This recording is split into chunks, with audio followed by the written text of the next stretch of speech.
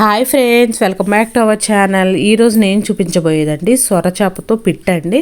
So దీన్నే సొరచేప fry కూడా అంటారు కదా, కొన్ని ఏరియాస్లో అయితే పిట్ అని అంటారు.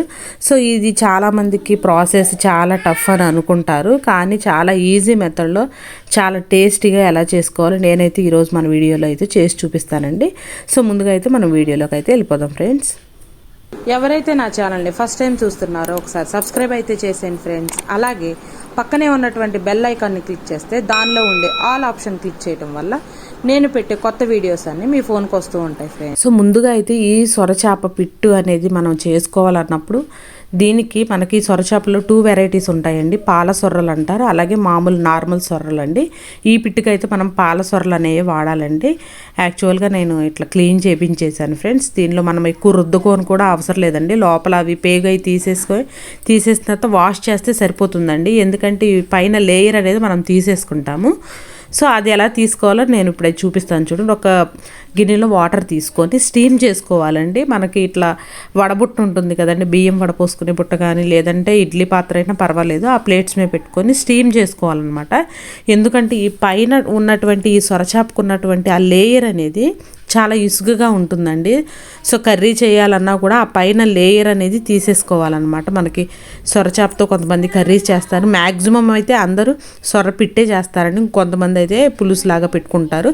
దానికి చేయాలనుకున్నా కూడా ప్రాసెస్ అయితే ఇదేనండి. సో పైన లేయర్ చూసారా, మనకు ఇలా ఆ స్టీమ్ చేసుకున్న తర్వాత ఈ పై లేయర్ అది చూసారా, పైన స్కిన్ అనేది ఈ విధంగా వచ్చేస్తుంది అనమాట. ఆ స్కిన్తో మనం వండుకున్నాం అనుకోండి, కూర అంతా ఇసుకుగా ఉంటుంది. సో మెయిన్ ఇది ఒకటి మీరు టిప్ చూడండి. సొరచాప తీసుకున్నప్పుడు ఇలా స్టీమ్ చేసుకొని ఆ పైన స్కిన్ అనేది తీసేసుకోవాలి కంపల్సరిగా. సో ఇది ఫిష్ హెడ్ అండి, అది కూడా మనకు క్లీన్గా చేసేసుకున్నాం.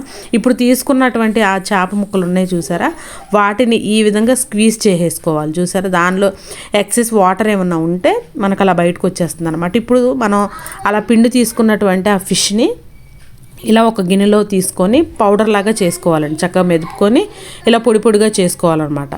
ఇప్పుడు దీనిలో కొంచెం పసుపు అలాగే కొంచెం సాల్ట్ కొంచెం యాడ్ చేసి ముందే మనం దీన్ని మ్యారినేట్ చేసి పక్కన పెట్టేసుకోవాలన్నమాట. సో అందుకని ముందే ఇలా చేసుకొని పక్కన పెట్టుకోవాలి. దీనిలో కొంచెం కారము అలాగే అల్లం వెల్లుల్లి పేస్ట్ కూడా యాడ్ చేసి మొత్తం అంతా కూడా ఈ మసాలాలన్నీ కూడా మనం ఈ పొడిగా చేసుకున్నటువంటి ఫిష్లో కలిపేసుకొని ఒక 10 to 15 minutes అలా కలిపేసుకొని పక్కన పెట్టేసుకోండి. అది మ్యారినేట్ అవుతూ ఉంటుంది, సరిపోతుంది. సో ఒక బాండి తీసుకొని ఉల్లిపాయ ఇలా సన్నగా చాప్ చేసుకొని ఉల్లిపాయ అలాగే కొంచెం మనకి పచ్చిమిర్చి కూడా ఫిష్లో మనం కొంచెం ఎక్కువ వేసుకుంటే నీచు వాసన ఉండదనమాట. సో మనం ఈ ఉల్లిపాయలు వేగిన తర్వాత మనం ముందుగా మసాలా కలిపి పెట్టుకున్నాం చూసారా, ఈ సొరచేప ఆ పిట్టును కూడా వేసేసుకోవాలన్నమాట. చక్కగా ఇది మీడియం ఫ్లేమ్లోనే ఫ్రై చేసుకోవాలి ఫ్రెండ్స్, ఎందుకంటే అడుగు పట్టేస్తుంది అనమాట. అందుకని కంటిన్యూగా తిప్పుతూ ఉండాలి. సో మెల్లమెల్లగా కలర్ అనేది చేంజ్ అవుతుంది చూడండి, రెడ్డిష్ కలర్లోకి వస్తుంది అనమాట. ఇంకా ఫైనల్గా అయితే కర్రీ రెడీ అయిపోయిందండి. కొంచెం ఫ్రై అవ్వడానికి అయితే టైం పడుతుంది, కానీ ఫ్రెండ్స్ నిజంగా టేస్ట్ బాగుంటుందండి.